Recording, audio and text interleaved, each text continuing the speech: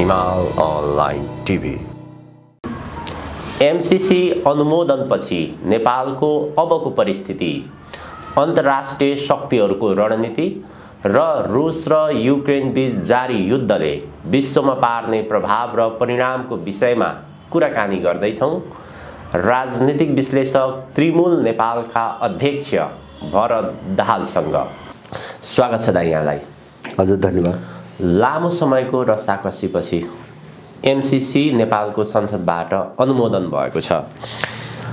MCC अनुमोदनपछि नेपालको राजनीतिको track कतातिर गयो, त्यहाँबाट सुरुवात गरौँ। पहिलो कुरा त एमसीसी संसदबाट पारित भएको छ भन्ने कुरा मान्नु हुँदैन। हजुर, होइन, यिनीहरूले ध्वनि मतले भनेर एउटा कपटपूर्ण तरिकाले मतदानमा नगइकन एमसीसी पारित गरेका छन्। अब यो नेपालको भूराजनीतिको एउटा अनिवार्य परिणाम हो मेरो आफ्नो बुझाइमा। किन भन्छ भने जस्तो अहिले हामीले विश्वभरिका घटनाहरू तपाईँको हेरिरहेका छौँ र पछिल्लो कालमा जो युक्रेनको हालत, अमेरिकनहरूले युक्रेनलाई जुन हालतमा पुर्याए त्यो पनि हामीले हेरिरहेका छौँ। त्यसैको एउटा कडीका रूपमा चाहिँ एमसीसी आएको हो। यो कुरा मैले धेरै पटक भनेको छु। जस्तो चाहिँ तपाईँको ताइवान भयो, अब हङकङ भयो, यो क्षेत्रमा अनि चाहिँ जस्तो अब के अरे उइगुरको समस्या भयो चीनका विरुद्ध, अनि समग्रमा चाहिँ इन्डो पेसिफिक रणनीति भनेर उनीहरूले जो बनाए त्यसैको एउटा अङ्गको रूपमा एमसीसी आएको यो भूराजनीतिक एजेन्डा हो। त्यसैले एउटा यो निष्कर्षमा पुग्न एकदमै जरुरी थियो, किन उनीहरूले हात हालिसकेका थिए र मलाई लाग्छ यसैको निम्ति नेपालमा ठुल्ठुला चाहिँ तपाईँको सङ्गीन घटनाहरू घटेका छन्। धेरै लामो समयदेखिको यो प्रयत्न हो। यद्यपि यो कुन रूपमा कस्तो खालको चाहिँ तपाईँको एउटा स्वरूपमा यो जान्छ भन्ने कुरा निश्चित पहिले थिएन जस्तो। तर यो घटना चाहिँ 47 सालदेखि नै सुरु भए नेपालमा विभिन्न खालका काण्डहरू हुँदै र त्यसको निष्कर्ष एमसीसीका रूपमा अगाडि बढेको हो यहाँ। अब अहिले चाहिँ एमसीसीको विरुद्धमा नेपालको लगभग सबै जनमत छ, यो कुरो सबैलाई थाहा छ होइन, आम रूपमा थाहा छ। तर चाहिँ केही मुठ्ठीभर अब विदेशीले पालेका र उनले सत्तामा पुर्याएका मान्छेहरूले जुन पारित गरेको घोषणा गरे त्यो पनि अवैधानिक रूपमा। जस्तो यस्ता सन्धि सम्झौताहरू संसदको 2/3ले पारित गर्नुपर्छ भन्ने प्रावधान छ, त्यसलाई तोडेर अनि प्रक्रियाहरू पुरा नगरेर संसदमा छलफलै बहस बुदावाजमा छलफल नगरेर र मत विभाजन नगरेर होइन, एउटा ध्वनि मतको बहानामा पारित गरे र यिनले संसदमा जो अहिले व्याख्यात्मक प्रस्ताव भन्ने जो लगे यिनको त्यही कुराबाट के बुझिन्छ भन्छ भने एमसीसी अनुदान होइन भन्ने कुरो त्यो प्रस्तावबाटै बुझिन्छ। किन भन्छ भने मलाई लाग्छ त्यो विशुद्ध अनुदान भइदिएको भए अमेरिकन दलालहरूलाई त्यो व्याख्यात्मक प्रस्ताव अघि सार्नुपर्ने आवश्यकता पर्दैन थियो होइन। उनीहरूले के बुझेका छन् भन्छ भने त्यो एउटा सैन्य प्रोजेक्ट हो, सैन्य परियोजना हो र यो विश्वको ध्रुवीकरणसँग जोडिएको छ। नेपालको भूराजनीतिमा चाहिँ तपाईँको आएको उनको सुरक्षा चाहिँ तपाईँको रणनीति हो भन्ने कुरा उनलाई पनि थाहा भएकै कारणले उनीहरूले चाहिँ त्यो प्रस्तावको नाममा चाहिँ तपाईँको महाकाली सन्धिमा गरे नि। महाकाली सन्धि पहिले बुझाए, जस्तो अहिले ठ्याक्कै त्यही खेल भयो।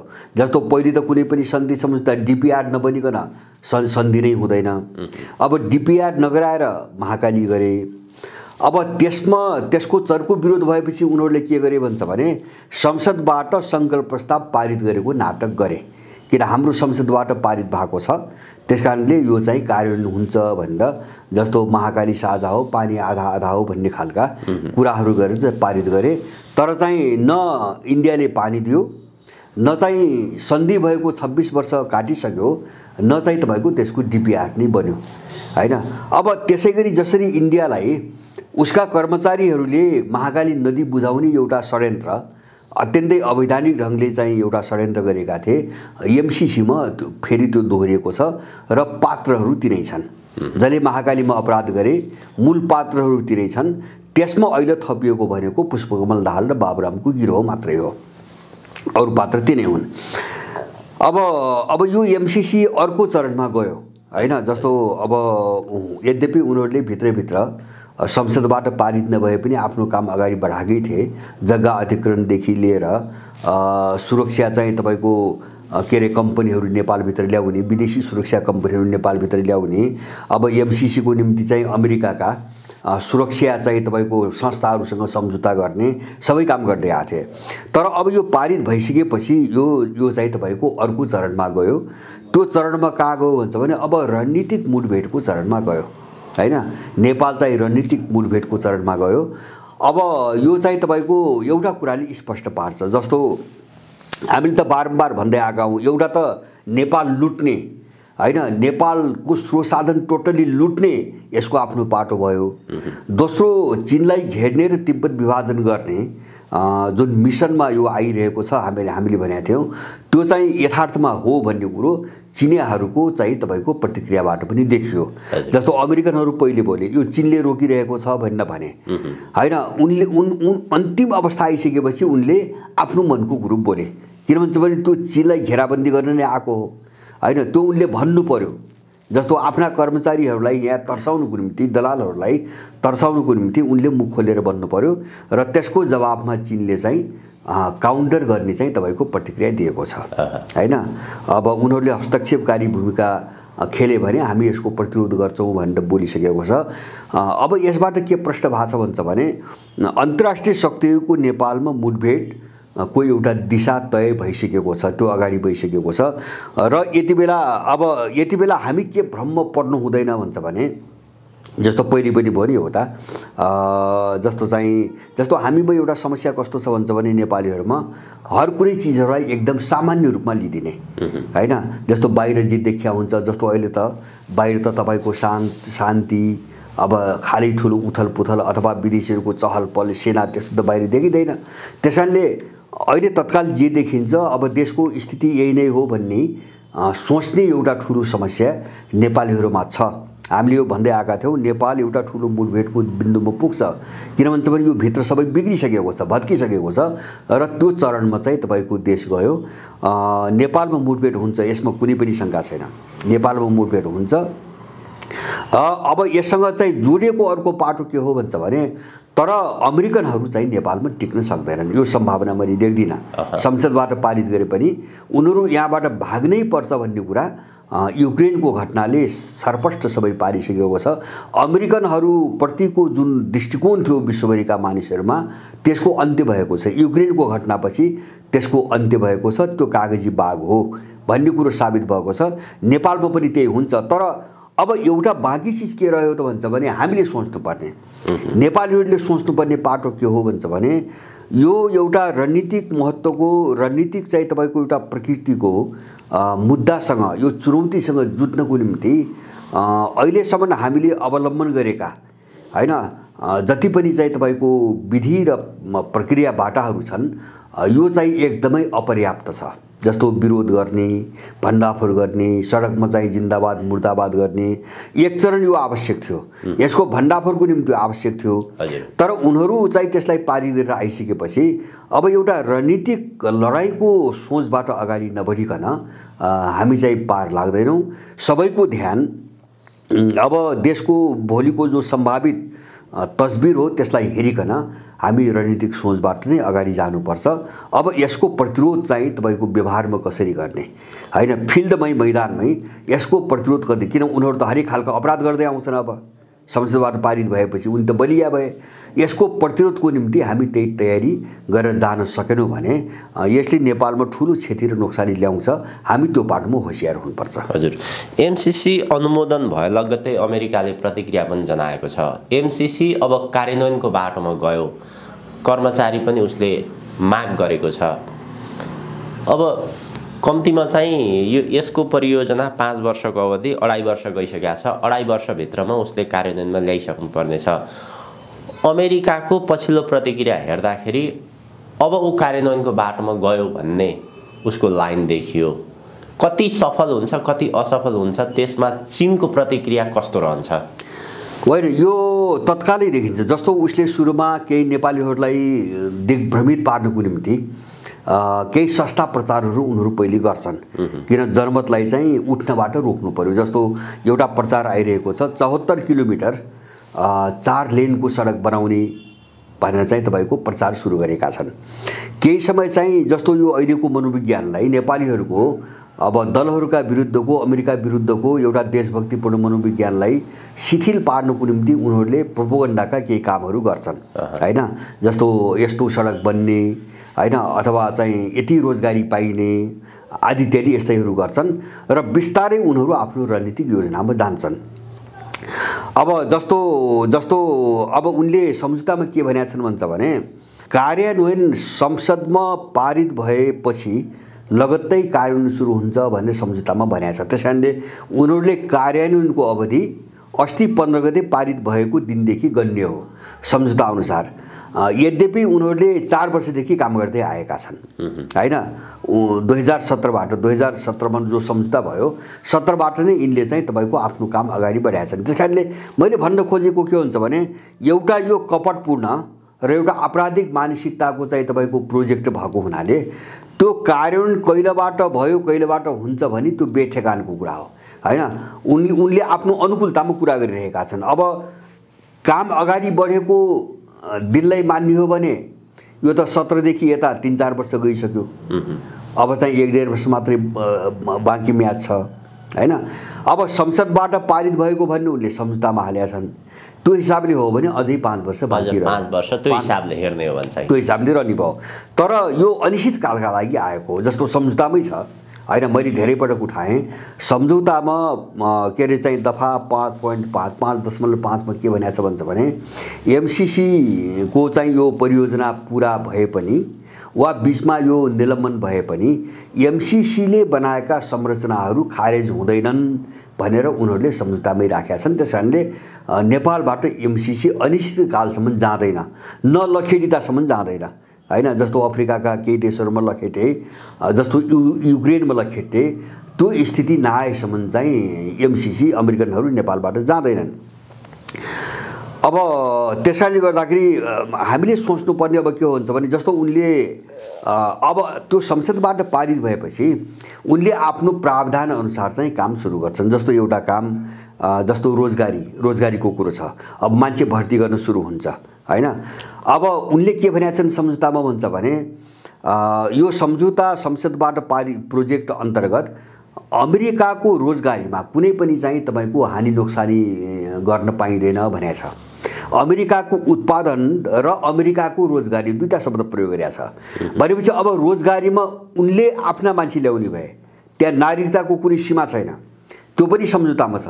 कुन देशको नागरिक हो भन्ने कुरासँग मतलब भएन हैन। र चाहिँ तपाईको उसको रोजगारीमा चाहिँ असर पुग्ने गरी कुनै पनि काम नेपाल सरकारले नेपाल पक्षले गर्न पाउँदैन भनेपछि अब उनीहरूले ठ्याक्कै मिलिटरी चाहिँ तपाईको रणनीतिसँग जोडिएका जम्मै मान्छेहरू उनले रोजगारमा लगाउँछन्। केही मान्छे नेपालभित्र लगाउलान्, त्यो आफ्नो ठाउँमा छ। अब उनको सैन्य चाहिँ तपाईको के अरे चाहिँ योजनासँग जोडिएका मान्छेहरूलाई उनले रोजगारी दिने हो एउटा पाटो। र त्यसलाई बल पुल्याउन उनले सम्झौतामा एउटा के प्रावधान राखेका छन्। हामी होशियार हुनुपर्ने कहाँ छ भन्छ भने उनले आफ्नो पक्षमा एउटा समर्थन गर्ने नेपालीहरूको पंक्ति बनाउनुको निम्ति उनले सांप्रदायिक मुद्दाहरू चाहिँ तपाईको त्यो सम्झौतामा राखेका छन्। जस्तो समावेशिता, सीमान्तकृत समुदाय भनेका छन्। सीमान्तकृत समुदाय र लैङ्गिक चाहिँ तपाईको के अरे चाहिँ उसको कुरो गरेका छन्। जस्तो त्यहाँ चाहिँ महिलाहरूलाई प्राथमिकता, तिनको आशय सम्झौतामा महिलाहरूलाई र सीमान्तकृत भनेको जो नेपालमा चाहिँ एनजिओहरूले जो मुद्दा उछालेका छन् नि जनजातिको नाममा हो। अब त्यस्तो खालको एउटा तबकालाई आफ्नो वरिपरि समर्थकको रूपमा ल्याउनुको निम्ति ल्याएर बलियो बन्नुको निम्ति उनले रणनीति अगाडि बढाउँछन्। यो दुईटा चिजमा हामी होशियार। एउटा चाहिँ तपाईको साम्प्रदायिकता फैलाउने, रोजगारीको नाममा साम्प्रदायिकता फैलाउने हैन, र नेपालभित्रकै एउटा समुदायलाई अर्को समुदायका विरुद्धमा खडा गर्ने एउटा उनको रणनीति सम्झौता अनुसार। दोस्रो रणनीति चाहिँ तपाईको रोजगारीको सुरक्षाको नाममा चाहिँ विदेशीहरू भर्ती गर्ने। जस्तो यहाँ बाहिर धेरै खालका हल्लाहरू आइरहेछन्, त्यो यथार्थ हुनसक्छ। जस्तो अमेरिकाले विभिन्न देशमा जो सेना राखेको छ, कतिपय ठाउँमा चाहिँ बोझ भएको छ, धेरै भएको छ, ती सेनाहरू तपाईको नेपालमा शिफ्ट गर्न सक्ने सम्भावना बढी छ। रोजगार चाहिँ तपाईको रोजगारको नाममा हैन, अथवा कामदारको नाममा। उसले चाहिँ जस्तो अफगानिस्तानबाट भागेका सेना कहाँ राख्ने, हैन। अब जापानमा चाहिँ 40,000 को हाराहारी छ, दक्षिण कोरियामा 30,000 जति छ। यिनी सेनाबाट कटौती गरेर यहाँ राख्न सक्छ। त्यसकारणले उसले सेना नै ल्याउने हो, त्यो सामान्य मान्छे उसको रोजगारीमा आउँदैन। त्यही कारणले उसले सम्झौतामा रोजगारी र उत्पादन, अब उत्पादन पनि उनी त्यही ढङ्गले लान्छन्। जस्तो उनको रणनीति अनुसारको उत्पादन के, जस्तो भोलि सबै रोकिन्छ। अब केही समयपछि उनी के गर्छन् भन्छ भने जमिन अधिग्रहण गर्दै जान्छन्, त्यसपछि त्यो जमिनलाई उनी आफू खुसी बेच्छन् भोलि, हैन। अब नेपाल सरकारको उसबाट चाहिँ हस्तान्तरण गराएर जमिनलाई आफू खुसी बेच्छन्। कसलाई बेच्छन् त भन्छ भने आफ्नो रणनीतिमा अनुकूल हुने खालका विदेशी कम्पनी, अब केही स्वदेशी पनि होलान्, स्वदेशी केही होलान्, अब केही विदेशी कम्पनी विदेशी व्यक्तिहरूलाई बेचेर आफ्नो अनुकूल वातावरण बनाउने पहिले यो गृहकार्यमा उनीहरू जान्छन्। त्यसपछि सके र विश्वको परिस्थिति यिनको अनुकूल भयो भने यिनी नाङ्गो रूपमा चाहिँ तपाईँको प्रस्तुत हुने योजनामा अगाडि बढेका छन्। सेना चाहिँ सिभिल युनिफर्ममै आउँछ कि अथवा सेनाकै युनिफर्ममा आउँछ? होइन, दुईटा हुन्छ। एउटा रोजगारको नाममा उनीहरू सिभिल उसमा पोसाकमै आउँछन्, होइन। जस्तो त्यहाँ काम गर्ने कामदारको नाममा कोही इन्जिनियर होला, कोही चाहिँ इलेक्ट्रिसियन होला, कोही चाहिँ बाटो बनाउने चाहिँ तपाईँको इन्जिनियर होला, कोही कुल्ली होला, कामगार, भेष जेसुकै हुने भयो। एउटा चाहिँ सिभिलको चाहिँ आवरणमा आउँछन् र दोस्रो उनको चाहिँ तपाईँको एउटा चाहिँ प्रहरी र उसको आवरण नै हुन्छ, हैन। जस्तो सम्झौतामा छ नि, त्यो त के हुन्छ भने उनले आफ्नो सुरक्षा कुकुरो उठाछन्, सेक्युरिटी कुकुरो उठाछन्। मैले तपाईँसँग पनि भनेको हुँ, यो एमसिए नेपाल भन्ने जो सिआइएको बोर्ड छ यहाँ, यो बोर्डले चाहिँ केही समय अगाडि, केही महिना अगाडि टेन्डर खोलेर आफ्नो कम्पनीको सुरक्षा गर्नको निम्ति एउटा सुरक्षा कम्पनी ल्याउने भनेर टेन्डर खोल्यो। अब टेन्डरमा चाहिँ एउटा अमेरिकन कम्पनी, कार्डनो भन्ने एउटा अमेरिकन कम्पनीलाई उसले स्वीकृत गरेर नेपाल ल्याइसकेको छ, हैन। ऊ चाहिँ यस्तै खालको चाहिँ तपाईँको अब कमजोर देशहरूमा अथवा यस्तै चाहिँ आफूले च्यापेका दबाएका उपनिवेश बनाएका देशहरूमा त्यो सबै चाहिँ अमेरिकन चाहिँ तपाईँको स्वार्थ अनुसारको सुरक्षा व्यवस्था गर्ने, तालिम दिने, अब जस्तो सुरक्षाकर्मीहरू पठाउने। अब यहाँ त यिनले त अमेरिकनहरू त भाडामा लिने हो। जस्तो त्यहाँभित्र चाहिँ सुरक्षा गार्डको नाममा अब सेनाहरू सबै पठाउने, त्यो अर्को पाटोबाट पनि यिनीहरूले काम गर्छन्। त्यो सम्झौतामा भएको मात्रै होइन कि उनीहरूले त्यस्तो कम्पनीसँग सम्झौता गरि नै सकेका छन्। अब यो सबै तयारीलाई एउटा चाहिँ आवरण दिनको निम्ति, जस्तो यिनले गर्ने अपराधहरू जस्ता अपराध गरे पनि त्यो नियन्त्रण गर्न नपाउन्, कसैले नेपालले नपाउन् भनेर यतिसम्म व्यवस्था त्यहाँ राखिएको छ कि एमसिसी प्रोजेक्टसँग जोडिएको, हैन।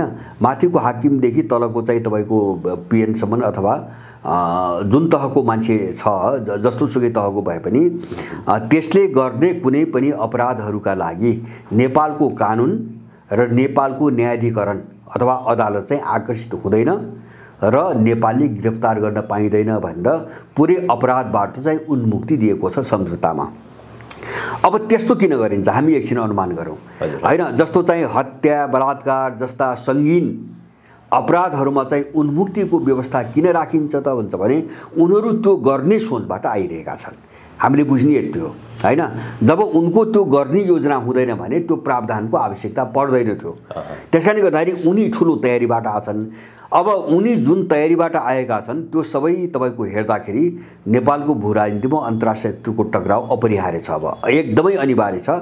यो चाहिँ हुन्छ कि हुन्न हामीले त्यो कल्पना गर्दै हुँदैन। जसरी भनौँ न एमसिसी बलजफ्तीपूर्वक जसरी अनुमोदन भयो, सरकारले जस्तो प्रकारको प्रतिक्रिया जनाइरहेको छ र अब यो कार्यान्वयनको दिशातर्फ पनि गयो, जसरी भए पनि अमेरिकाले आफ्नो उद्देश्य पूर्ति गर्नको लागि जुनसुकै कदम चालेको देखियो। यस्तो परिस्थितिमा चीनको भूमिका के रहन्छ, उसको जवाब चाहिँ के हुन्छ त्यस्तो अवस्थामा?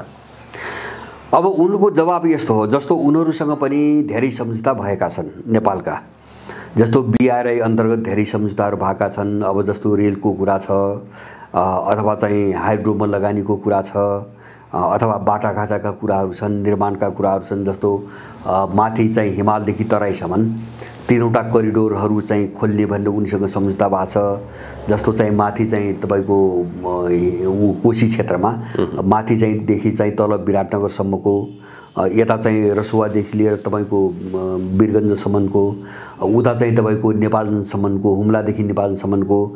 अब यो काम गर्ने दौरानमा अमेरिकनहरूले अवरोध खडा गर्ने हो हैन। जस्तो एमसीसी सम्झौताको मुख्य उद्देश्य त्यही हो। बरेलका कुराहरू छन्। अब अवरोध खडा गर्न थाल्यो भने अब मुठभेड त्यहाँबाट सुरु हुन्छ हैन।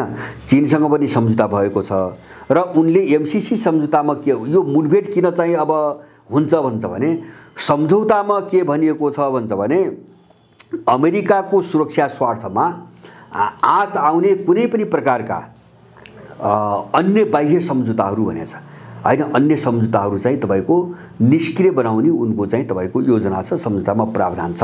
भनेपछि जस्तो चीनको राष्ट्रिय सुरक्षा र अमेरिकाको राष्ट्रिय सुरक्षा त मिल्दैन, विपरीत छ हैन। त्यो मात्र हैन, इन्डियाको राष्ट्रिय सुरक्षा र अमेरिकनहरूको राष्ट्रिय सुरक्षा पनि मिल्दैन। यिन त सिमाना जुटेका छिमेकी भए हैन। तर अब त्यो सम्झौताको प्रावधान अनुसार अमेरिकन सुरक्षामा चाहिँ आज आउने बहानामा यिनले चाहिँ अवरोध गर्न खोज्यो भने मलाई लाग्छ दुईटा छिमेकीबाट चाहिँ त्यो चाहिँ सहने कुरा आउँदैन निश्चित रूपमा। किनभने त्यसबाट उनीहरूको सुरक्षामा खतरा पैदा हुन्छ। अब अमेरिकनहरूको सुरक्षा ग्यारेन्टी गर्दा, सुरक्षा स्वार्थको ग्यारेन्टी गर्दा इन्डिया र चीनको सुरक्षा स्वार्थमाथि आँच आउँछ। त्यसले स्वतः चाहिँ तपाईको मुठभेड निम्त्याउँछ, मुठभेड निम्त्याउँछ। अब त्यसका रूप फरक होलान्। जस्तो मुठभेड भन्ने बित्तिकै अब दुई देशका सेना आमुन्यमा सामुन्यमा हुन्छन् भन्ने कुरा होइन। जस्तो हामीले के देख्यौँ, जस्तो युक्रेनमा देखिरहेछौँ। युक्रेनमा चाहिँ तपाईको जस्तो नेटो अथवा अमेरिका बेलायत सिधै आएर लडिरहेको त छैनन् हैन। तर अप्रत्यक्ष रूपमा लडिरहेछन्। अहिले रुससँग लडिरहेका छन्, हतियार पठाइरहेका छन्। आपराधिक झुन्डहरू, मिसनरी हुनुहुन्छ नि भाडाका सैनिकहरू, भाडाका सैनिक पठाइरहेका छन्। अब यस्ता विभिन्न हत्कण्डाबाट उनीहरू नेपालमा चाहिँ एउटा मुठभेडको वातावरण बनाउने, हत्या हिंसा गर्ने हिसाबले उनीहरू अगाडि बढ्छन्।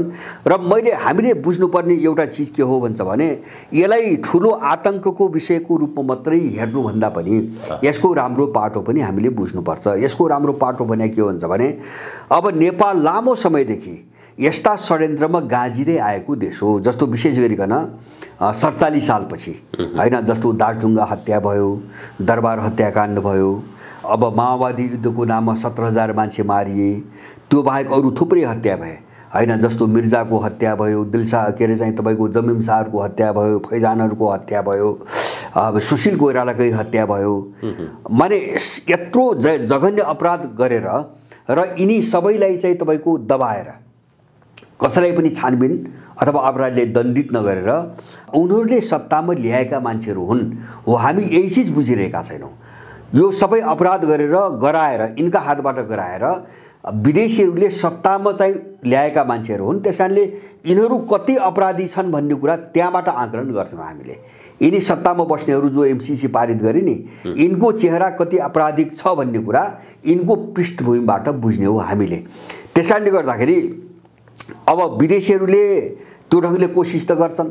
जस्तो हामीले दुईटा देख्यौँ नि, बारामतीमा पनि हामीले देख्यौँ 10 वर्ष लडाएर 62 सालमा त्यो तमासा देखियो। सबै तिनी एकदम विपरीत ध्रुवका होलान् भन्ने जस्तो भ्रम सिर्जना गरेर सबैलाई एक ठाउँमा ल्याए। एमसीसी पनि देख्यौँ यत्रो माथा पच्ची गराएर जिन्दाबाद मुर्दाबाद सबै मान्छेलाई बेवकुफ बनाएर आखिर सबै उभिए हैन, एक ठाउँमा उभिए। त्यो उनीहरू मात्रै होइन, केपी ओली पनि उभिएको हो। माने झगडा मात्रै के हो त भन्छ भने अब माधव नेपाल र प्रचण्डलाई सर्लक्कै समाप्त पारेर काङ्ग्रेससँग मिलेर मैले गर्न पाए हुन्थ्यो भन्ने ओलीको हो हैन। अब माधव नेपाल र प्रचण्डको के हो भन्छ भने केपी ओलीलाई सत्तामा आउन नदिएर हैन, त्यो गठबन्धन बचाएर चाहिँ आफूले गर्न पाए हुन्थ्यो भने उनीहरूको हो हैन। अब तर सबैको हो, सारमा सबैको हो। त्यसकारणले गर्दाखेरि अब यो पनि जो पर्दाफास भयो नि, यिनको जो चाहिँ तपाईँको चेहरा हो यो साह्रै नराम्रोसँग उदाङ्गिएको छ। त्यसकारणले गर्दाखेरि माने यो हुनु नै थियो। मैले भन्न खोजेको 47 साल यता जति पनि घटना घटे र यिनै मान्छेबाट घटाइए र तिनी सबै घटाएर यिनलाई सत्तासम्म ल्याएको हो त्यो शक्तिले, त्यो बाह्य शक्तिले। त्यसकारणले यो हुनु नै थियो, यहाँसम्म आउनु नै थियो। अब यसको अर्को पाटो के हो भन्छ भने यससँग जोड्यो अर्को पाटोलाई मैले निराशाजनक र अँध्यारो मैले देख्दैन हैन। जस्तो युक्रेनलाई मैले हेर्छु, भन्न त मैले धेरै पटक तपाईँसँग पनि भने। जस्तो क्रिमिया घटनादेखि क्रिमिया मात्र हैन 2008 को जर्जिया र रुसको युद्धदेखि पश्चिमाहरू लगातार प्रत्येक घटनामा हार्दै गएका छन् हैन। जस्तो जर्जिया युद्ध भयो, त्यसपछि क्रिमियाको घटना भयो, अनि तपाईको भेनेजुएला काण्ड भयो, इरानको काण्ड भयो हैन। अब अफगानिस्तानको घटना भयो, इराकको घटना भयो, सिरियाका घटनाहरू भए, लिबियाका घटनाहरू भए हैन। बर्बाद त पारे, तर यिनीहरू सबै आफ्नो रणनीतिमा असफल भए र युक्रेनमा नराम्रोसँग फसे। र युक्रेनमा आउँदा के भयो हुन्छ भने अमेरिका मात्रै भएन, अब अमेरिका र नेटो नाम गरेको जो एउटा आतंकवादी जत्था छ त्यो कागजी बाघ हो र पुरै खोक्रो भइसकेको छ भन्ने कुरा युक्रेनले देखायो। यिनी सबैको निम्ति समग्र पश्चिमी दुनिया, युरो अमेरिकन, यिनी सबैको निम्ति एउटा रुस मात्रै भारी रहेछ भन्ने कुरा देखियो। त्यो घटनाले के देखाउँछ भन्छ भने नेपालमा एमसीसीको नाममा अमेरिकनहरू अड्डिने कुनै पनि सम्भावना छैन।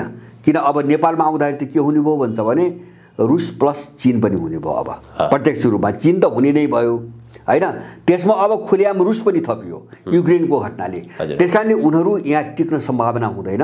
हामी यो कुरा बुझेर अब तयारीमा अगाडि चाहिँ अलिकति सोच बनाएर जान सक्यौँ भने अमेरिकाको हैसियत देखिने र यही न्युमा, यही एमसीसीकै बहानामा विदेशीले पालेका यिनी अपराधीहरू सदाको निम्ति मेटिने, सदाको निम्ति समाप्त हुने एउटा राम्रो वातावरण चाहिँ बन्न सुरु गरेको छ। हामीले यो चिजलाई बुझेर यिनका विरुद्धमा एउटा जनमत चाहिँ अलिकति राम्रो ढङ्गले चाहिँ जुटाउनेतिर जानुपर्छ। त्यति गर्न सक्यो भने नेपालले जो एउटा औपनिवेशिकताको शिकार हुँदै जुन दुर्दशासम्म आइपुगेको छ यसबाट सधैँको निम्ति चाहिँ नेपालले मुक्ति पाउँछ। अहिलेको विश्वको ध्रुवीकरणको ट्रेन्ड त्यही हो। त्यो ट्रेन्डलाई समातेर हामी जान सक्नुपर्छ। अलिकति यो एमसीसी अनुमोदन भइसकेपछि नेपालको राजनीतिको चित्रको विषयमा कुराकानी गरौँ।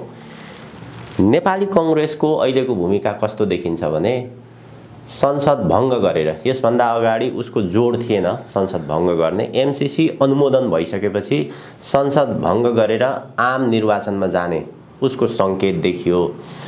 नेपाली कांग्रेसको आम निर्वाचनमा जाने भित्री आशय के हो? यसमा अन्तर्राष्ट्रिय शक्तिहरू विशेष गरी अमेरिका, नेपाली कांग्रेस भनेको अमेरिका निकट पार्टी भनेर पनि चिनिन्छ, मानिन्छ, उसले गराउन खोजेको चाहिँ के हो यो अबको परिस्थिति? अब यो हामीले एउटा चाहिँ यिनको पृष्ठभूमि अलिकति हेरौँ। जस्तो कांग्रेस भने कस्तो हुन्छ भने मन वचन कर्म सबै हिसाबले विदेशीप्रति समर्पित हो जन्मकालदेखि नै हैन। जस्तो एउटा कुल र मूलको कुरा हुन्छ नि हैन, यसको मूल पनि विदेशी स्वार्थ हो। मलाई लाग्छ यसको राजनीतिक कुल पनि विदेशमै जोडिएको छ जन्मकालदेखि नै। अब यो इन्डियाको निम्ति जन्मेको, इन्डियाको निम्ति लडेको संस्था हो हैन। नेपालमा नेपालीहरूको आवश्यकतामा यो जन्मेको होइन, इन्डियामै जन्मेको हो। उनले जन्माएका हुन् र उनको निम्ति लडेको शक्ति हो यो। अब कांग्रेस विदेशीहरूको निम्ति एकदमै भरपर्दो शक्ति हो हैन, विदेशी निम्ति एकदमै भरपर्दो शक्ति हो। अब बाँकी चाहिँ जो कम्युनिस्टको खोल ओढेका छन् नि अपराधीहरू, अब अहिले कांग्रेसको भन्दा यिनको छुट्टै कुनै सकारात्मक भूमिका त केही पनि छैन। तर यिनी पछाडि बिकेका र पछाडि किनिएका दलालहरूको जत्था हो यो हैन। जन्मकाल यिनको त्यो होइन, स्थापनाकाल यिनको त्यो होइन, अथवा सिद्धान्तमा अब साम्राज्यवादको भक्ति थिएन।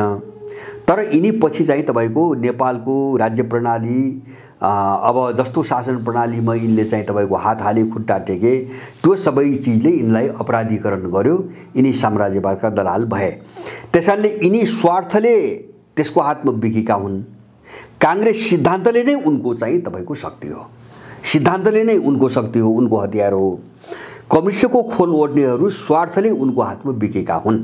अब यसको तुलना त उनीहरू गर्छन्। यिनको यसको तुलना कसरी गर्छन् भन्छ भने भोलि जस्तो नेपालभित्रको शक्ति सन्तुलन अथवा विश्वको शक्ति सन्तुलन उल्टियो, एकदमै विपरीत दिशातिर गयो भने जो मान्छे पछि स्वार्थले दलाल बनेको हुन्छ नि त्यसको भरोसा हुँदैन, त्यसको भरोसा हुँदैन। त्यसले अर्को किता तपाईको छान्दिन सक्छ। जस्तो विश्वका दुईटा उदाहरण राम्रा छन्। जस्तो बिन लादेन एउटा उदाहरण हो। अब बिन लादेन त सोभियत संघसँग लड्नको निम्ति अफगानिस्तानमा सोभियत संघसँग लड्नको निम्ति, सोभियत सेनासँग लड्नको निम्ति अमेरिकाले उठाएर प्रशिक्षित गरेर चाहिँ परिचालन गरेको मान्छे हो हैन, तर त्यही अमेरिकाको हातबाट मारिए उनी। अब दोस्रो घटना हामी इराक सद्दाम हुसेनको अवस्थामा हेर्छौँ, कर्नेल कद्दाफीको पनि त्यही हो इतिहास। माने सुरुमा उनीहरू नै उठाए हैन, तर पछि जो विश्वको समीकरणमा परिवर्तन आउँदै गयो अथवा क्षेत्रीय समीकरणमा परिवर्तन आउँदै गयो हैन, त्यो समीकरणले उनको किता चाहिँ तपाईँको उल्टियो। पहिले उठाएका मान्छेहरूसँग एक खालको अन्तर्विरोध पैदा हुँदै गयो र उनले मारे, उनले त्यो दबाए। अब त्यो चिज यहाँका स्वघोषित कम्युनिस्टहरूमा लागू हुन सक्छ भोलि हैन।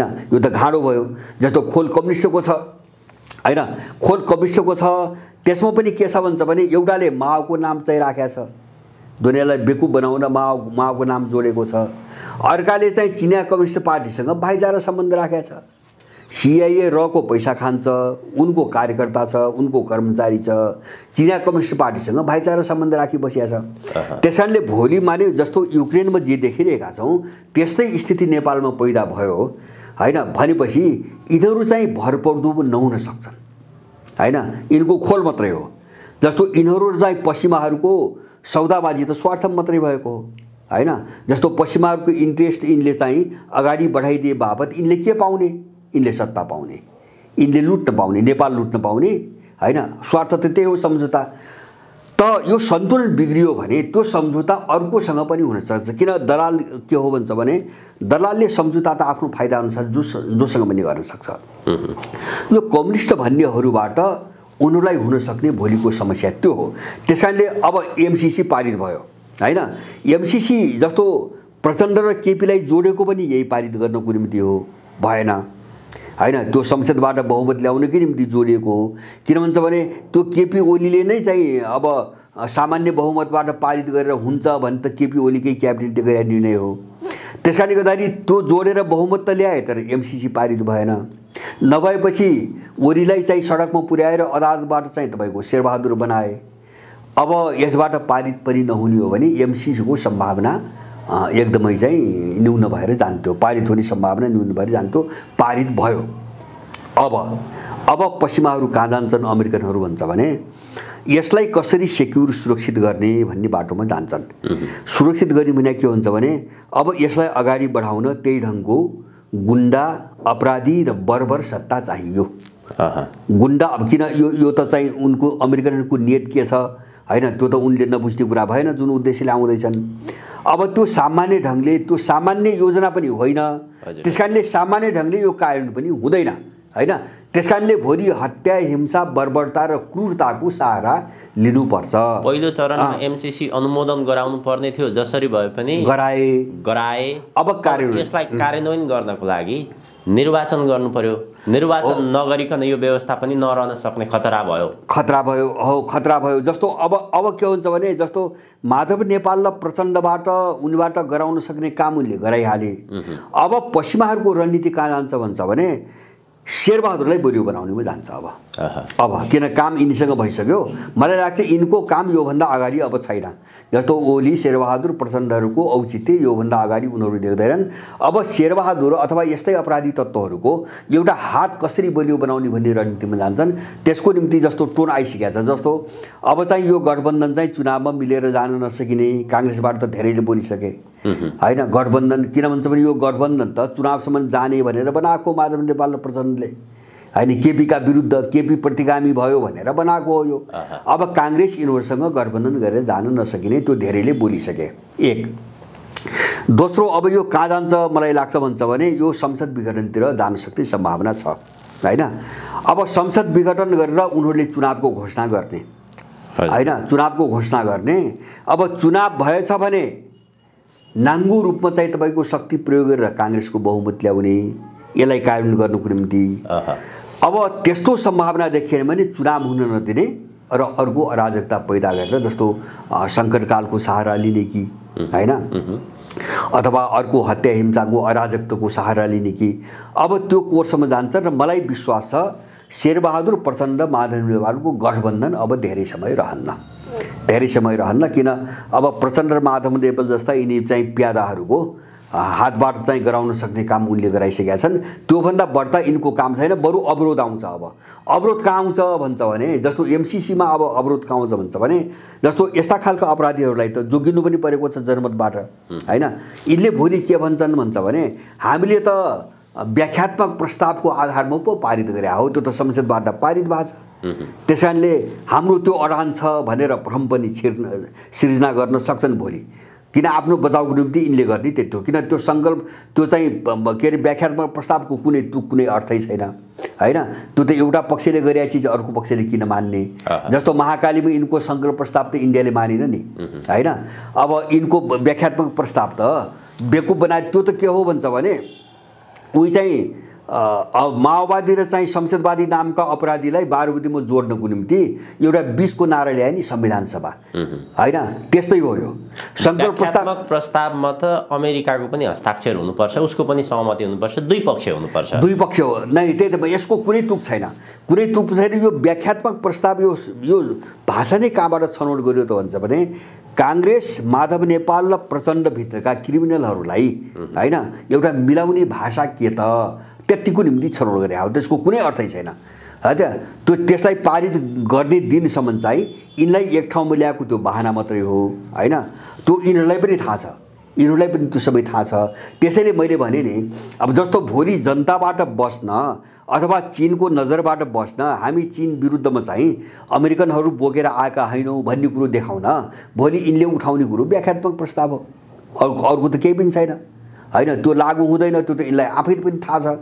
त्यस कारणले अब सम्भावित भोलि व्याख्यात्मक प्रस्तावको कुरो गरेर, होइन, बखेडा उत्पन्न नहोस् भन्नुको निम्ति अमेरिकनहरूले यिनलाई पनि सभा बाँड्छ। अब मैले बुझेको त्यति हो, किन अपराधीहरूलाई त उनले युज एन्ड थ्रो प्रयोग गरेर सिद्ध्याउने हो। जब काम हुँदैन, अब काम भइहाल्यो, अब हुने भनेको अवरोध हो। मैले बुझेको अब हुने भनेको अवरोध हो। त्यो अवरोध के को निम्ति? रोक्नुको निम्ति होइन। त्यो अवरोध आफ्नो छवि, आफ्नो आपराधिक चेहरा नेपाली जनताबाट लुकाउनुको निम्ति उनले विरोध गर्ने हो। भोलि हामीले त व्याख्यात्मक प्रस्ताव भनेका छौँ, त्योभन्दा अगाडि यताउति हामी मान्दैनौँ भन्ने मान्छेमा भ्रम छर्ने। त्यति भने पनि भ्रम सिर्जना त हुन्छ। त्यसैले त्यो बाटै बन्द गर्छ अमेरिकनले, मैले बुझेको त्यो बाटै बन्द गर्छ। त्यसैले यिनलाई चाहिँ तपाईँको चुनाव सम्भव हुन्छ, चुनाव गरेर सम्भव हुन्न सङ्कटकाल लगाएर संसद विघटन गरेर, होइन, यिनलाई पत्ता साफ गर्ने रणनीतिमै पश्चिमाहरू जान्छन्। सायद मलाई लाग्छ काङ्ग्रेसले त्यो गोटी अगाडि चालिसकेको छ, अगाडि बढाइसकेको छ। हजुर, अलिकति यो अन्तर्राष्ट्रिय प्रसङ्गको कुराकानी गरौँ। युक्रेन र रुसमा जसरी युद्ध जारी छ, युक्रेनका राष्ट्रपतिले यो 12 दिनको युद्धको क्रममा जस्तो प्रकारको प्रतिक्रिया दिएको छ, हामी 1 इन्च जमिन पनि छोड्दैनौँ, रुससँग हामी आत्मसमर्पण गर्दैनौँ, राष्ट्रको निमित्त लड्छौँ भनेर जस्तो प्रकारको प्रतिक्रिया दिएको छ। रुसको कुरा गर्ने हो भने सामरिक रूपमा संसारकै शक्तिशाली राष्ट्रको रूपमा रुस रहेको छ। रुससँग लड्ने युक्रेनका राष्ट्रपतिले के कारणले यस्तो प्रकारको प्रतिक्रिया दिइरहेको छ? यो युद्धले नेपाल लगायत विश्वमा कस्तो प्रकारको प्रभाव पार्छ? अब अहिले युक्रेनको आज 11औं दिन भयो। अब युक्रेन 11औं दिनको लडाइँले धेरै चिजहरू अब साफ पारिसकेको छ। मलाई लाग्छ विश्वको राजनीतिमा धेरै चिजहरू क्लियर गरिसकेको छ। अब युक्रेनको राष्ट्रपतिले जे बोले त्यसका पछाडि दुईटा कारण छन्। एउटा चाहिँ पश्चिमाहरूलाई नबुझेर जो भ्रम उनमा परेको थियो, अमेरिका र नेटो के हो भन्ने कुरा नबुझेर जे भ्रम परेको थियो, त्यसको अभिव्यक्ति उनले बडो जोसका साथ दिए, होइन। दोस्रो चाहिँ अमेरिकनहरूको चाल तर बाहिर नबुझेको कुरा, मान्छेले नबुझेको कुरा के छ भन्छ भने, जस्तो 2014 देखि त्यहाँको निर्वाचित राष्ट्रपतिलाई अबतस्त गराएर अनि त्यसपछि निर्वाचित भएको राष्ट्रपतिलाई फेरि तपाईको विभिन्न अपराध र भ्रष्टाचारमा चाहिँ मुद्दा चलाएर जेलेन्स्कीलाई एउटा फिल्मको जोकर कलाकार, हास्य कलाकारलाई, राजनीतिक पृष्ठभूमि नभएको मान्छेलाई उठाए एउटा बाटो। त्यो पनि जेलेन्स्कीको हुनुहुन्छ भने यहुदी हुन्। जेलेन्स्कीलाई यति ठुलो शक्ति लगाएर उठाउनुको एउटा कारण उनी यहुदी हुनु हो, हैन। अब यहुदी अमेरिकनहरूको निम्ति सबभन्दा ठुलो भरपर्दो तत्त्व हो, हैन।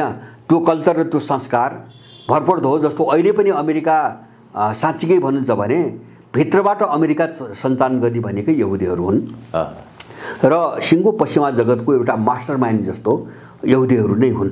विभिन्न देशमा रहेर उनले त्यो काम गरिरहेका छन् र एउटा यहुदी भएको कारणले त्यो पश्चिमाहरूप्रति एकदमै वफादार हुन्छ भन्ने विश्वास उनीहरूलाई थियो र त्यो वफादार जेलेन्स्कीले देखाएका छन्। किन भन्छ भने युक्रेनको सभ्यता स्लाभ सभ्यता हो हैन, रुसको सभ्यता स्लाभ सभ्यता हो।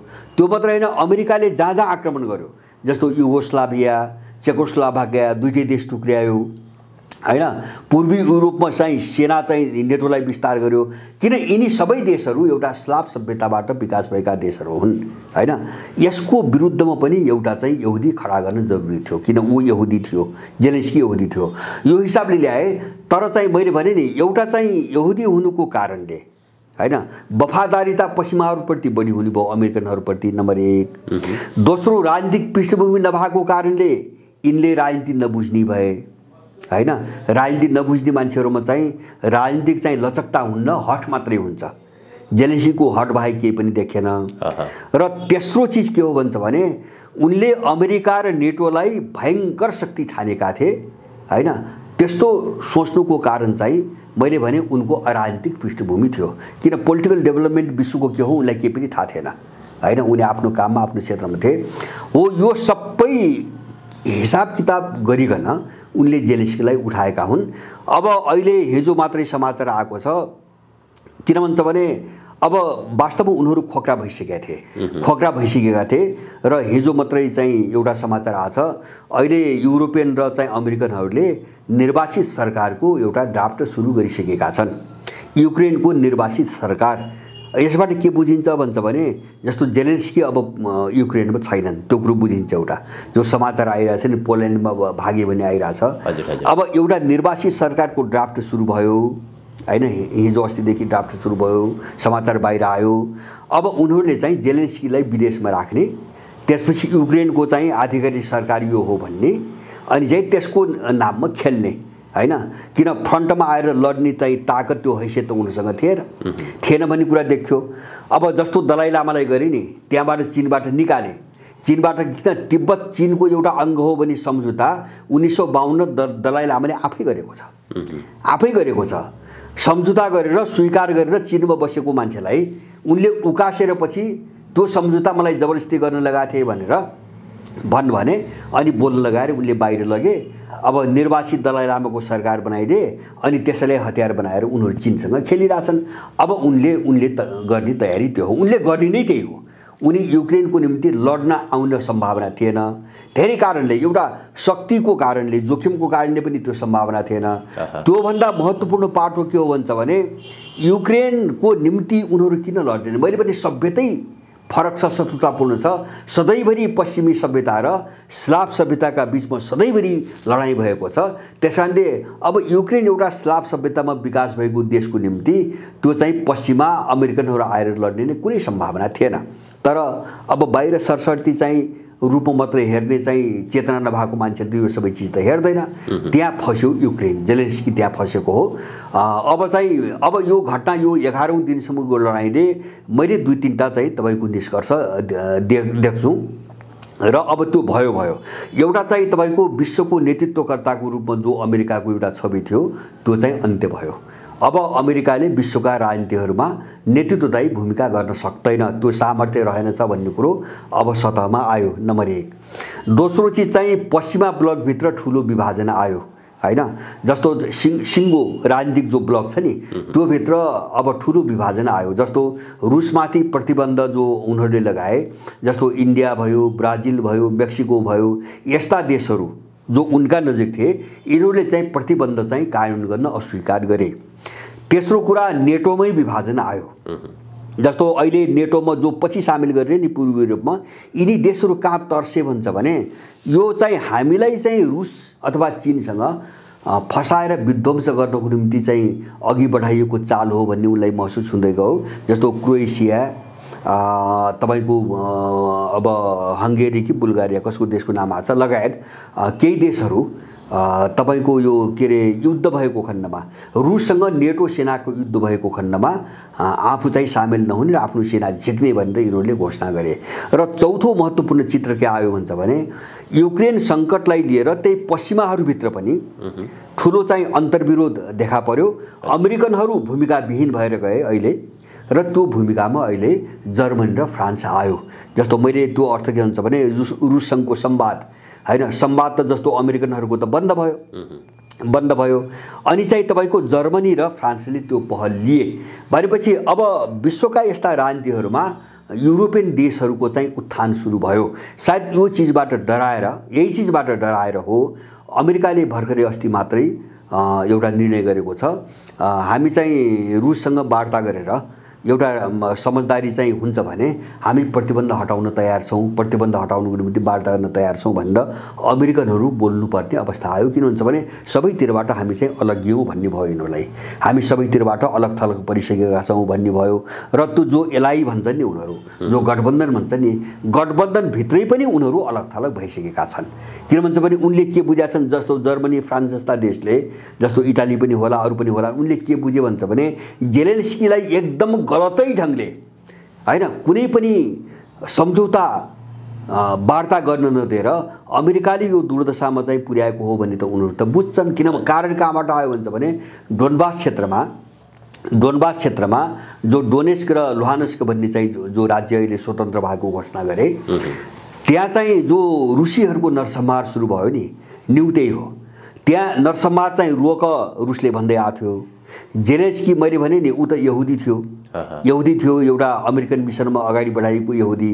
अब उनीहरूले नरसंहार रोकेनन्, त्यो नरसंहारलाई रोक्नकै निम्ति रुसी सेना डोनेस्क र चाहिँ लुहान्स्क प्रवेश गरेको हो। त्यहीबाट सुरु भयो, विस्तार हुँदै हुँदै यो अवस्थामा आयो। त्यसकारणले गर्दाखेरि मलाई लाग्छ एउटा युगको टोटल पतनको चाहिँ तपाईको ढोका खुल्यो। युक्रेनको घटनाबाट, यो 11 दिनको लडाइँबाट एउटा युगको पतनको ढोका खुल्यो। अमेरिकन युगको चाहिँ तपाईको अवसान सुरु भयो र यसको अब पुनरुत्थान हुँदैन, यो एउटा प्रक्रियामा गयो। मेरो चाहिँ निष्कर्ष त्यही हो। हजुर, राष्ट्रिय अन्तर्राष्ट्रिय सञ्चार माध्यमलाई आधार मान्ने हो भने युक्रेन र रुसमा जसरी युद्ध जारी छ, रुसका हजारौं सेना त्यहाँ मरिसके, रुस हाताहाती भयो। पछिल्लो समय रुसले युक्रेनको 2टा सहरमा अस्थायी रूपमा युद्धविरामको घोषणा पनि गरेको छ। रुस युक्रेनसँग लड्न नसक्ने स्थितिमा पुग्यो, यस्तो प्रकारको समाचार आइरहेको देखिन्छ। युक्रेन र रुस बीचको युद्धको परिणाम नतिजा चाहिँ कस्तो हुन्छ, कस्तो देखिन्छ? अब बाहिर समाचारमा आए जस्तो त्यही ढङ्गले अगाडि बढ्ने हो कि कस्तो हो यो? अब यसलाई दुईटा पाटोमा, जस्तो जो बाहिर प्रचार आइरहेछन् तिनी मलाई 90% विश्वसनीय लाग्दैन हैन। जस्तो रुसका तपाईको हजारौं सेना मरे हैन, उनले 8000 को संख्या बाहिर ल्याएका छन्। अहिले अस्तिसम्म 5000 भन्दै थिए, अहिले 8000 भन्दैछन्। अब रुसी मिडियाले 500 को आँकडा देखाएको छ। रुसी मिडियाले आधिकारिक रूपमा अब आधिकारिक सञ्चार माध्यमले 500 को 498 को संख्या अस्ति ल्याएको हो। अब पश्चिमाहरू एउटा ग्लोबल्स शैलीको प्रचार हुन्छ नि, त्यो प्रचार युद्धमा छन् अहिले, झुट्टा समाचारहरू सम्प्रेषण गर्ने। त्यसकारणले ती बाहिर आएका समाचारहरू भरपर्दा विश्वसनीय छैनन्, एउटा। दोस्रो कुरा, तपाईको जो युद्धविराम भन्नुभयो त्यो चाहिँ त्यहाँ सङ्कटमा परेका नागरिकहरूलाई बाहिर निकाल्नको निम्ति भनेर रुसले गरेको सिज फायर हो, युद्धविराम हो। त्यसलाई युक्रेनले मानिरहेको छैन। किनभने अहिले पश्चिमाहरूको अमेरिकनको रणनीति के छ भन्छ भने त्यहाँका नागरिकहरूलाई बाहिर निस्कन नदिने, सुरक्षित रूपमा बाहिर निस्कन नदिने, तिनलाई चाहिँ तोप र चाहिँ मिसाइलको अगाडि राखेर रुसका विरुद्ध चाहिँ प्रोपोगन्डा गर्ने उनको रणनीति देखिएको छ हैन। किन लडाइँमा त बीचमा फस्यो भने त सर्वसाधारण मर्छ, मर्यो भने रुसका विरुद्ध प्रचार चाहिँ गर्न सकिन्छ भन्ने सोचबाट उनले रुसले चाहिँ नागरिकलाई निकाल्न जो युद्धविराम गर्यो त्यसलाई नमान्ने भन्न लगाएका छन्। अब तेस्रो कुरो, अब मलाई यो 11औं दिनसम्म मैले चाहिँ अध्ययन गरेको हेरेको के हो भन्छ भने युक्रेन रुसको कब्जामा गइसकेको छ, रुसको कब्जामा गइसकेको छ। मात्रै किभको नियन्त्रणको कुरा हो बाँकी। अब हैन। अब त्यो राजधानीलाई चाहिँ कन्ट्रोल गर्नुको निम्ति मात्रै बाँकी कुरा हो।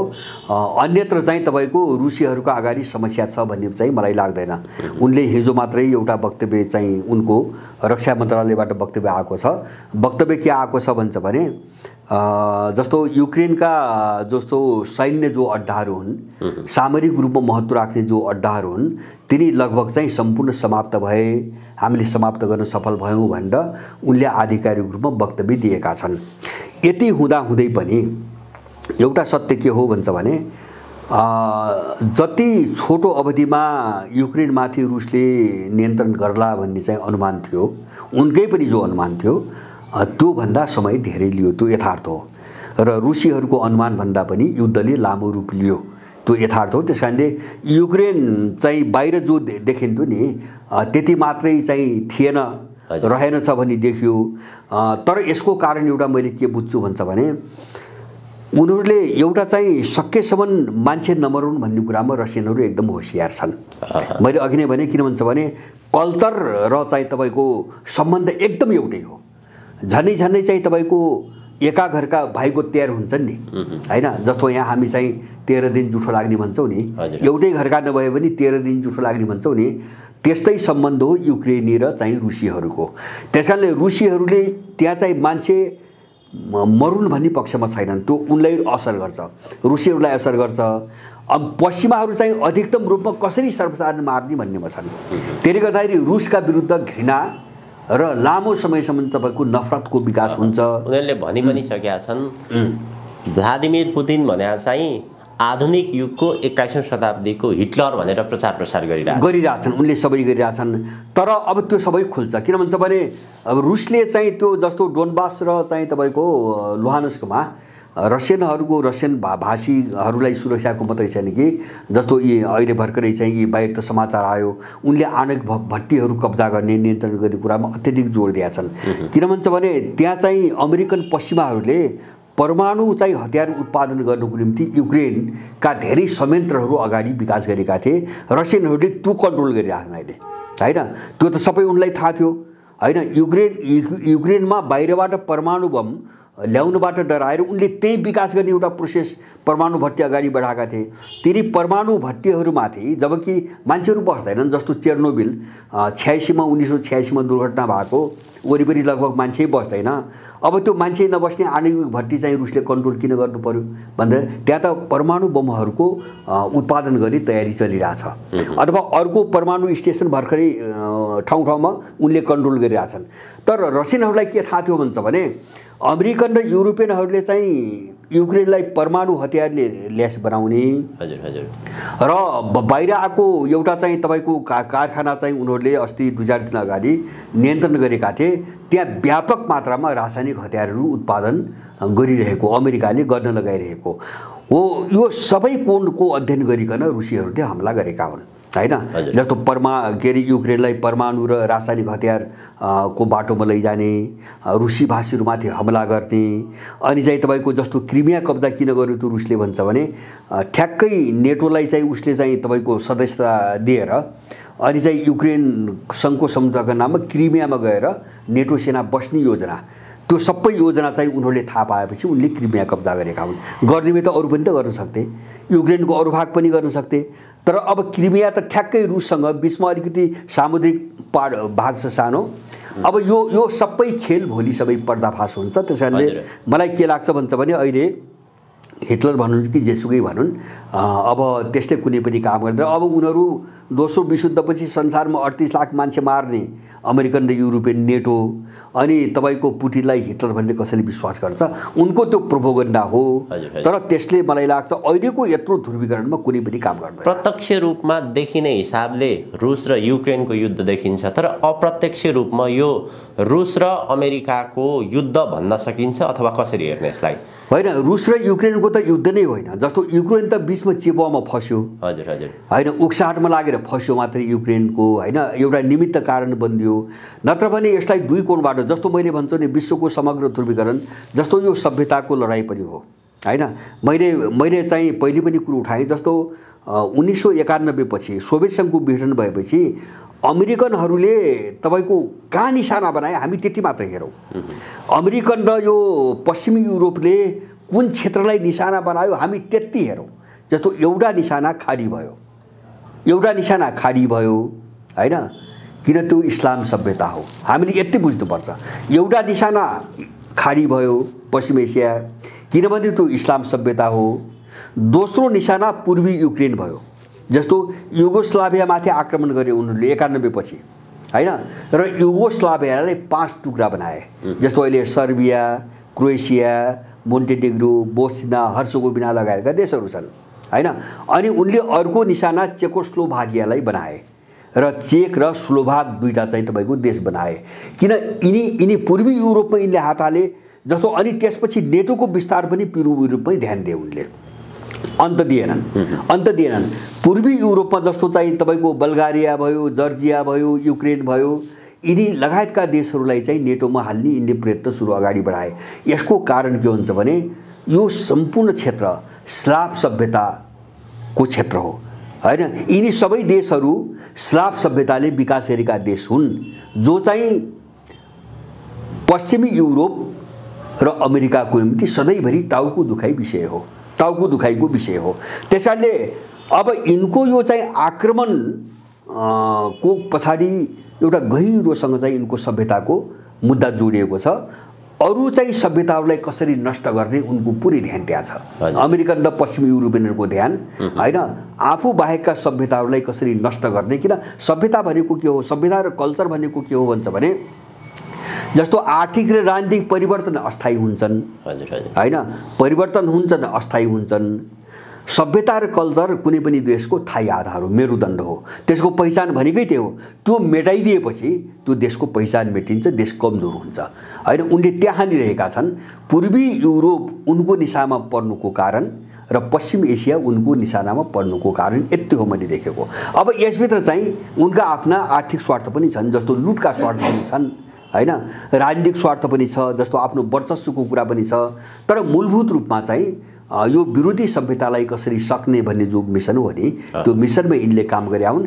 युक्रेनको सङ्कट पनि त्यही हो, जस्तो मैले भने नि, जस्तो अब जेलेन्स्की त यहुदी हो हैन। उनले बडो चाहिँ कुटिल रणनीतिबाट एउटा यस्तो पात्र खडा गरेका छन् जसले आँखा चिम्लेर उनको मिसनमा काम गर्छ हैन।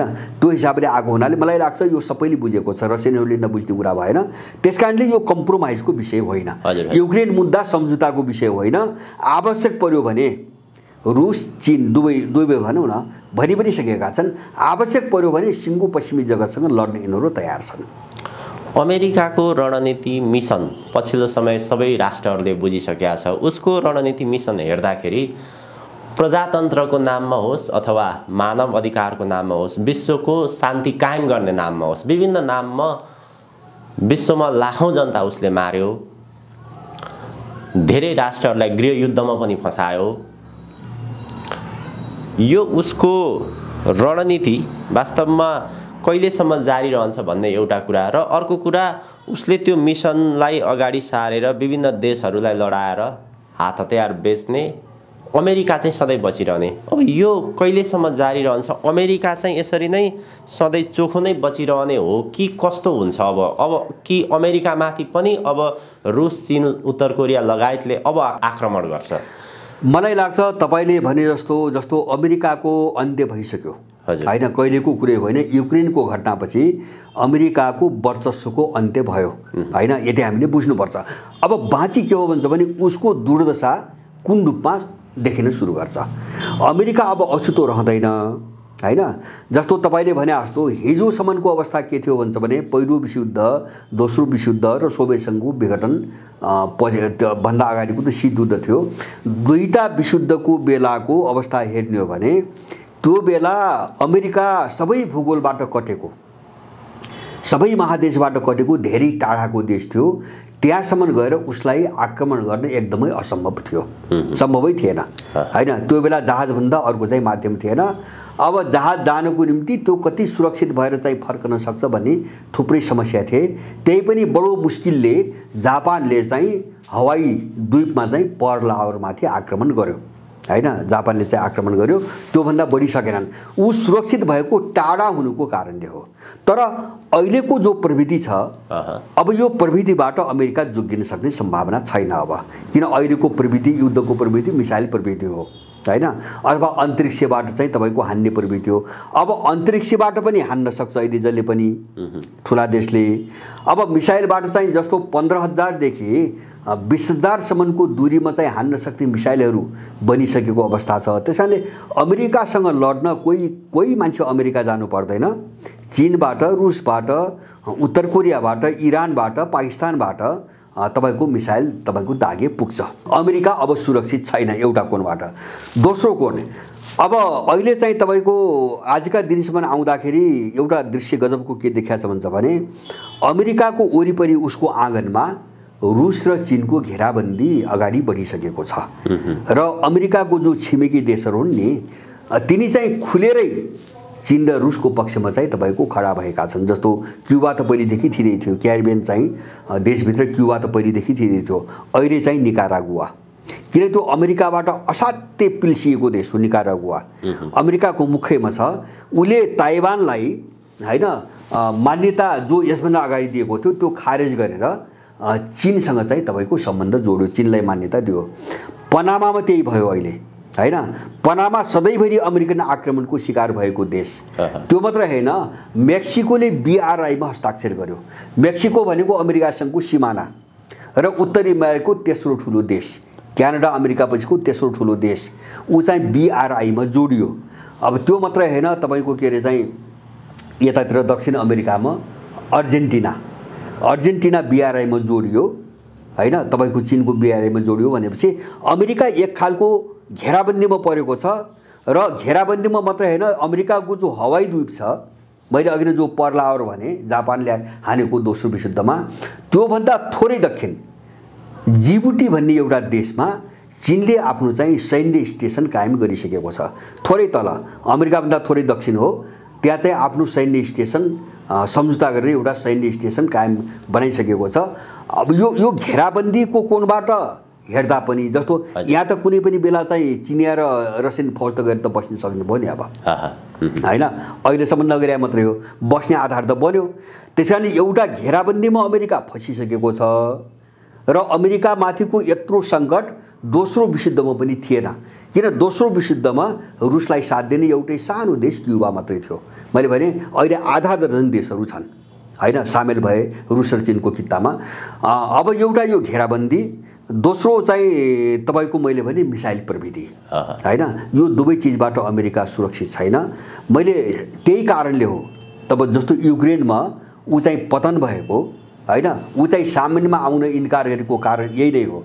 अब यो दुईटै कारणले अमेरिकाको पतन अब कुन रूपमा चाहिँ देखिन्छ, जस्तो युद्धको रूपमा त्यसको पतन हुन्छ कि अब एउटा सामान्य विकास प्रक्रियाबाट त्यो स्वतः सरेन्डर गर्दै जान्छ, अब त्यो म भन्न सक्दिनँ। तर अमेरिकाले कस्तो प्रकारको प्रतिक्रिया जनाउँछ त्यसमा फरक पर्छ। जस्तो उनीहरू फ्रन्टमा आयो भने अमेरिकाको विनाशै हुन्छ, सम्पूर्ण विनाश हुन्छ। अब उनीहरू युद्धको मोर्चामा आउन सकेनन् भने स्वाभाविक गतिमा उनको पतन हुँदै जान्छ। यदि युद्धमा जाने भयो भने अमेरिकालाई सबै नेटो राष्ट्रहरूले सहयोग नगरे पनि के नेटो राष्ट्रहरूले सहयोग गरेर यदि युद्धमा जाने भयो भने अर्को पंक्ति रुस, चीन, उत्तर कोरिया, इरान, पाकिस्तान यिनीहरूले चाहिँ सिधै आक्रमण गर्छ हैन। नेटोको नाममा अहिले अमेरिका र बाँकी देशहरू युद्धको मोर्चामा सँगै आउँछन्, मलाई त्यो अब विश्वास चाहिँ छैन। किन भन्छ भने नेटो अब चाहिँ कारबाही गर्नको निम्ति पूर्ण रूपमा असक्षम भइसकेको छ, किन त्यो कारबाहीमा जाने बित्तिकै उसमा ठुलो विभाजन आउँछ हैन, ठुलो विभाजन आउँछ। विभाजन कहाँसम्म पुग्छ भन्छ भने अमेरिकासँग मिलेर कुनै फौजी आक्रमणमा अब जर्मनी पनि जाँदैन, फ्रान्स पनि जाँदैन। त्यसकारणले गर्दाखेरि नेटो निष्क्रिय भयो। सायद यही चिज बुझेर हो, यही चिज बुझेर थाहा पाएर, भित्र त उनीहरूलाई त सबै कुरो थाहा छ जो त्यहाँ गठबन्धनमा बसेका छन्, यही चिज थाहा पाएरै अमेरिकाले अगस्ट नामको छुट्टै सुरक्षा सैन्य गठबन्धन बनाएको हो। हामीले बुझ्नुपर्छ। जस्तो त्यसमा 3 देश छन् नि, अस्ट्रेलिया र बेलायत छ। अस्ट्रेलिया र बेलायतलाई मिलाएर अगस्ट भनी छुट्टै सैन्य संरचना किन बनायो भन्दाखेरि यिनी 3टा देश जातीय कोणबाट, सांस्कृतिक कोणबाट भाषिक कोणबाट एउटै हुन्। अस्ट्रेलिया, बेलायत र चाहिँ तपाईँको अमेरिका जातीयता, भाषा र कल्चर सबै एउटै हो।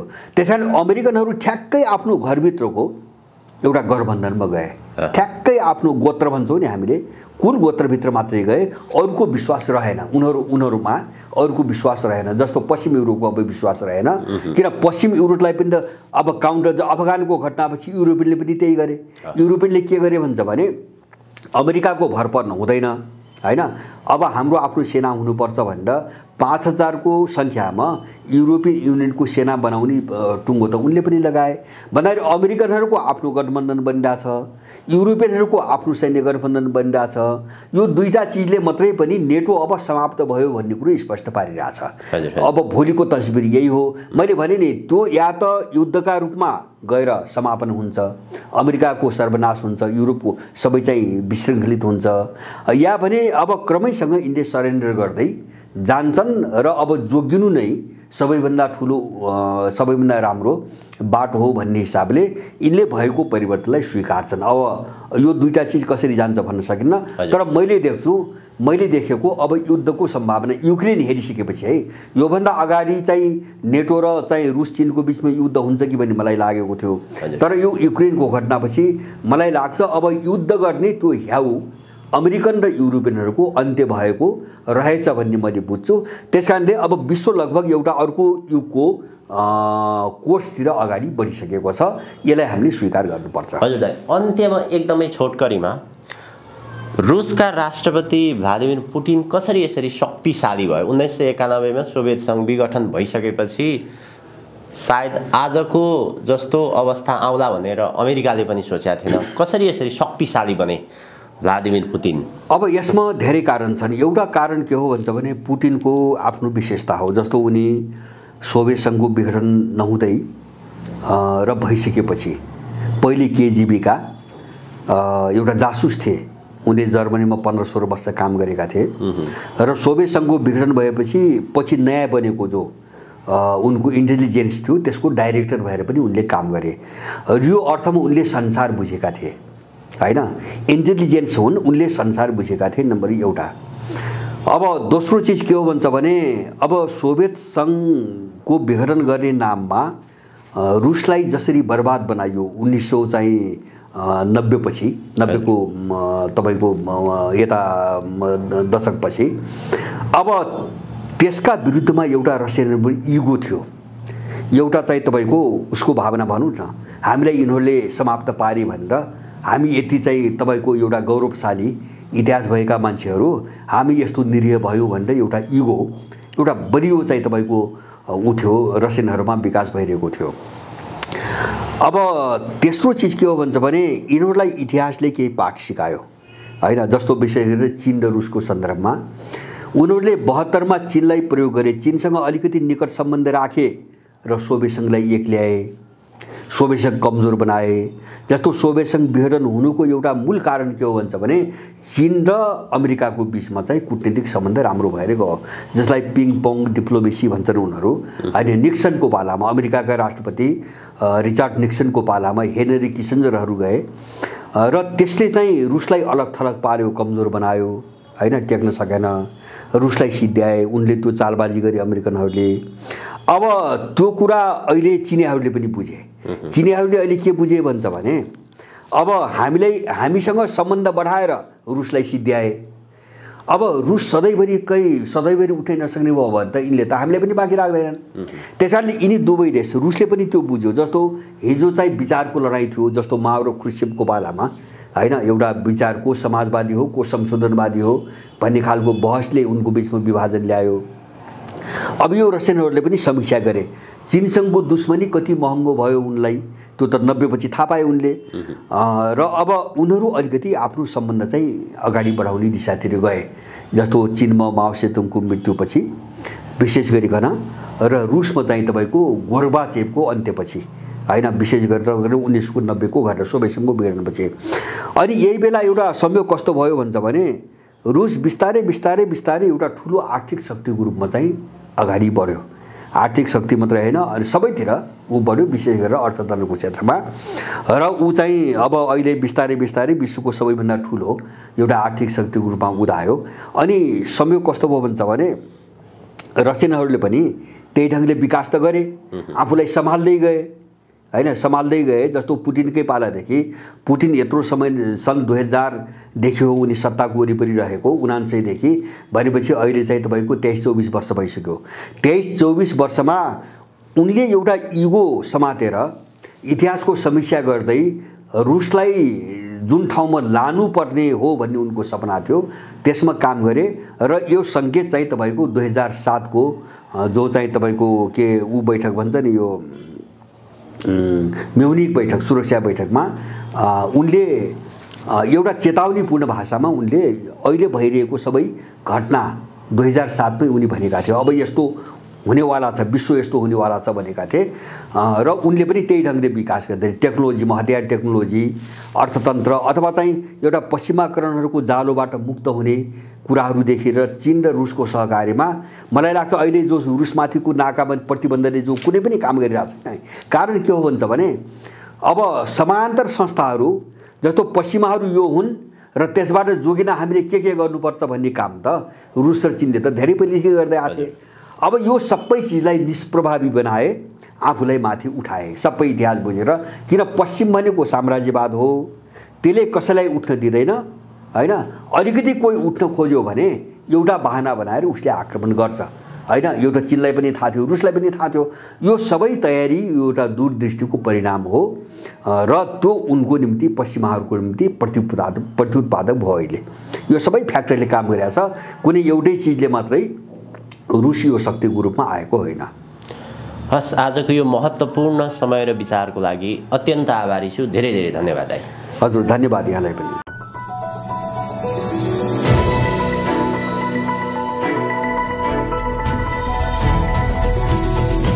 हिमाल अनलाइन टिभी।